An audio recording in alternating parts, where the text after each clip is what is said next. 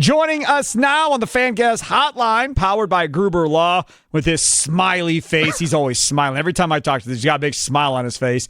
Dan Zielinski joins us from baseballprospectjournal.com. Follow him on Twitter at Dan Zielinski3, because he's the third. Dan Zielinski3. Dan, thanks for coming on, man. I appreciate it. Yeah, looking forward to talking draft with you, Steve. Always enjoy this time of the year.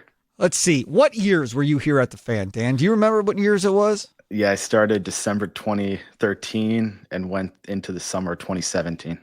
Never, ever, even though YouTube was a thing back then, did you think or I thought that we'd be doing this live on YouTube necessarily? And here we are all these years later. You have this website, baseballprospectjournal.com. We're going to talk about the draft coming up on Sunday night and Monday and Brewers possibilities and all of that. But you also have like a college basketball website that you started up too since the last time we talked, right?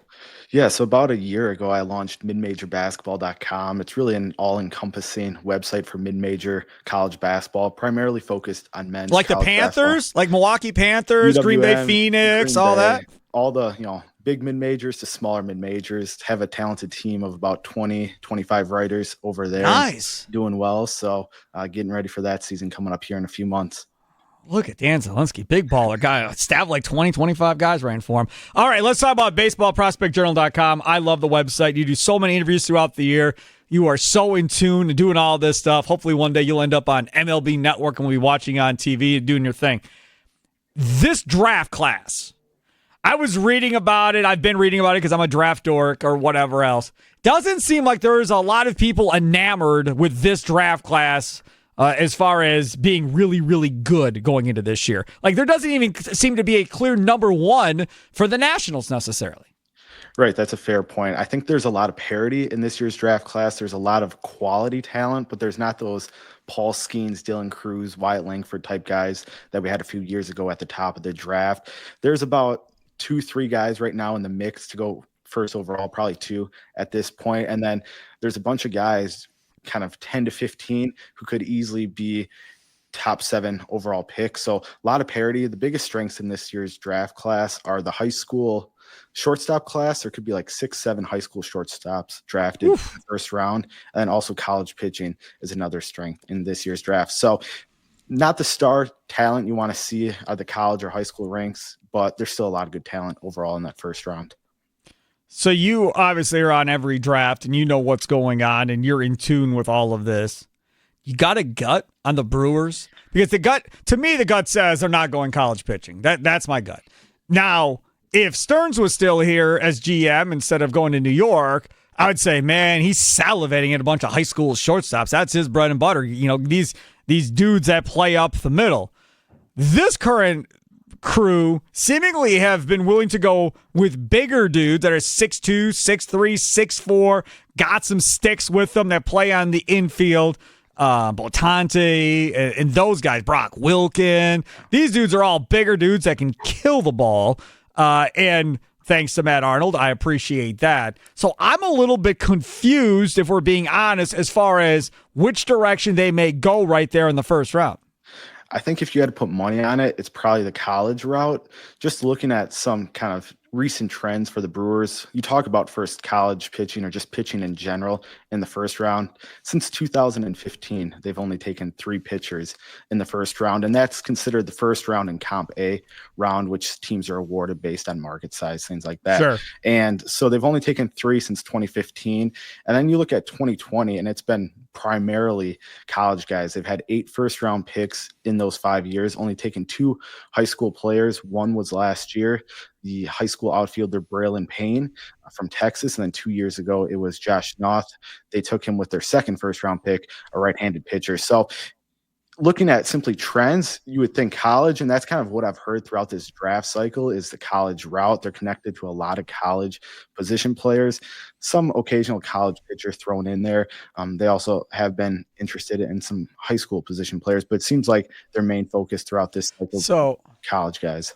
Okay, so let's go back in the time machine, right? Yeah. So when Jackson Rensick was the farm director, and this was back when Doug Melvin first got here, and he brought Jackson Rensick with him, and they're the ones that brought on Ricky Weeks and Corey Hart and J.J. Hardy and Prince Fielder. So Weeks played college. I don't believe Hart, Hardy, or Fielder did. They were all high school kids. And then there became a decision on what they were going to do with the Ryan Braun selection, and they went Braun with the college selection at that point.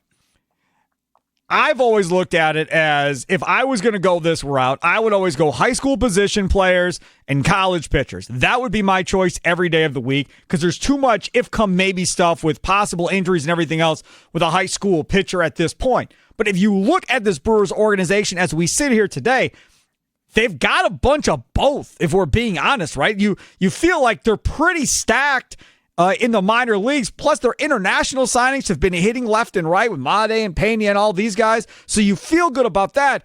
And dare I say this, because I hate when people say this, draft the best available.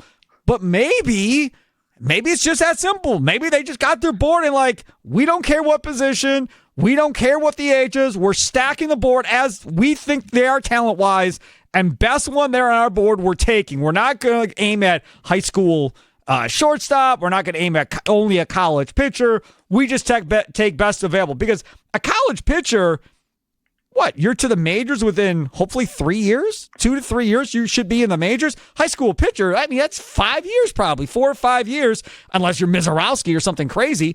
But that's a little bit longer of a cycle. I don't think they need a pitcher to get there that quickly right now. No, I don't think so. I mean, one name I've heard them connected to when it comes to the college pitching side, and Steve, you're going to like this guy because I know how you are with injuries, but Gage Wood, right-handed pitcher from Arkansas. He's free falling down the board, I heard. Well, so he's a guy that has only pitched just over 133 innings throughout the spring college season and then summer leagues over the last 3 years. He had some shoulder issues in high school, had some shoulder issues earlier this year, but he threw a 19 strikeout no-hitter at the College World Series, was really dominant. His fastball is elite. It touches 98 miles an hour. He also has a swing and miss breaking pitch as well, and really does a great job of striking guys out with pitches in the strike zone. The problem is his injury history. You're taking a chance on a guy like that. To me, the Brewers could definitely take him. He's in play there at number 20. It's just the Brewers have been pretty, have steered away from risk throughout the first round. If anything, like you said, they go that, high school position player like they did last year. They really liked Braylon Payne. Didn't think, and nobody saw that pick coming either. Yeah, they didn't think he was going to get to their second pick, so they took the chance on him. And then it was part of kind of manipulating the signing bonus dollars too, because then they took some high school pitchers later on day 1 and 2. So the Brewers have really kind of steered away from risk. So I would think that's probably where they're going to go with a college position player, but I wouldn't be opposed to a high school position player if there's one you really like there. There's a guy named Gavin Feen. He's a third baseman out of California, left-handed hitter, really talented hitter. Last summer on the showcase circuit, most scouts considered him the best high school hitter at all these events, and he really showed out with being able to hit for average and power, spray the ball around the diamond. Had a so-so high school season. Kind of reminds me a little bit of a Bryce Terang some years back when Bryce Terang was the top high school prospect going into that cycle and kind of struggled a bit his high school senior season. So Gavin Feen could be there. He's a guy that he's not going to play Gold Glove third base, but I think he can stick there, but he definitely can hit, and that's his calling card moving forward. So maybe they go that kind of direction as well. I want power, man. Like, I love the Brock Wilken pick when they made that. Batante pick, I was good on. I mean, these dudes that are bigger, that can kill the ball, bring me more of them. They've got speed guys everywhere. Like, I'm fine that they've got speed guys. I'm good with that. But they need some meat and some potatoes in the middle of the lineup, Dan Zielinski. Well, that's the problem currently with their major league rosters. They don't have a lot of guys that hit for power. It's all those guys who get on base and steal bases. And when they're not getting on base, they're not stealing bases. So one name is Jace Lavalette. He's another guy in that kind of number 20 range. He was someone I saw last year at the College World Series. He's a college center fielder at Texas A&M. Really big kid, 6'6", 230. There you go. Yes. He entered the year as maybe the favorite to go number 1 overall. Definitely the best college player in this year's draft class before the season started. Struggled a little bit with some swing and miss concerns, but he's a guy that when he's on, he's driving the ball with authority all over the field, and he can play center field. I saw him, like I said, at the College World Series. He looked really good. He's athletic. He can move. He can run clean routes. He might end up moving to right field, but either way, big power bat. You're taking a chance because of that swing and miss. But at 20, a guy that was going into the year, maybe the favorite to go 1-1 and get him at pick 20, there could be some value there. Definitely some risk, but definitely a lot of upside So too. who am I missing here? Because who am I missing? Do they have a power hitting outfielder in their farm system that I'm not remembering coming up through the farm system right now that are at the lower levels coming up? I can't think of one. Off the top of my head, no. I mean, No. they've taken guys like Frelick, Mitchell. Braylon Payne is another one. That's another guy that's not very Joey big. Weimer was gone. He just couldn't hit the ball. Yep. But yeah, like they've really all, it seems like really all their position players they've drafted in recent years, even a Tyler Black or a Mike Bovee, guys who don't hit for a lot of power. And I don't understand that philosophy, and I don't think it's necessarily worked. You talked about international signings. They've crushed it internationally. I think they've made some really good draft picks. We've seen Jacob Mizorowski have a lot of success and some other guys, but you got to take a chance once in a while, too, in the draft. All right, what's your pick? What do they do?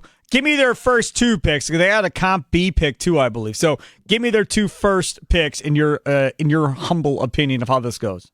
Yeah, with the 20th overall pick, I think they're going to take Caden Bodine. He's a catcher out of Coastal Carolina. Is he related to Jeff Bodine? Don't think so. Yeah. Good. That's fine. Go ahead. He's a left-handed hitting catcher, a little bit more average over power, but definitely has shown some improvements in that regard.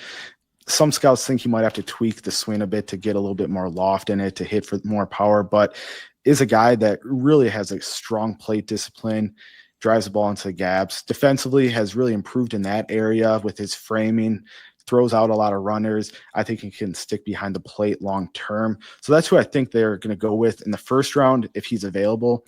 And then a guy in that comp A round, that's pick 32, is Cam Canarella.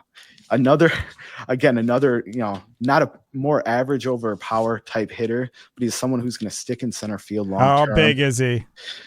6'1", 185 left-handed hitter. That's big for them. Okay. Yeah, I mean, he's a guy that really makes great contact, hits the ball hard, and the hope is that he's going to tap into more power as time goes on, maybe make some adjustments, but he's above average in center field, potentially Gold Glover in center field. So I think that would be a solid get between the two guys. And with the way baseball's going these days, major league teams are trying to push their draft picks quicker and quicker through those minor league systems.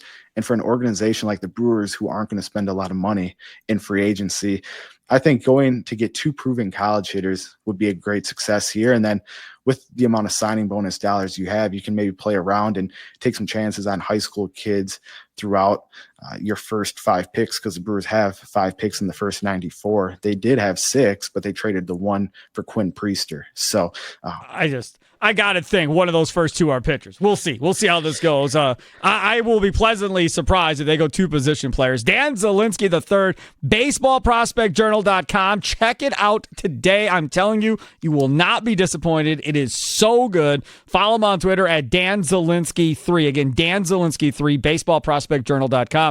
Dan, thank you so much for coming on, man. I appreciate you. Thanks, Steve. Always enjoy it. Talk soon. There you go. Dan Zielinski III joining us on the Fan Guest Hotline, powered by Gruber Law. One call, that's all.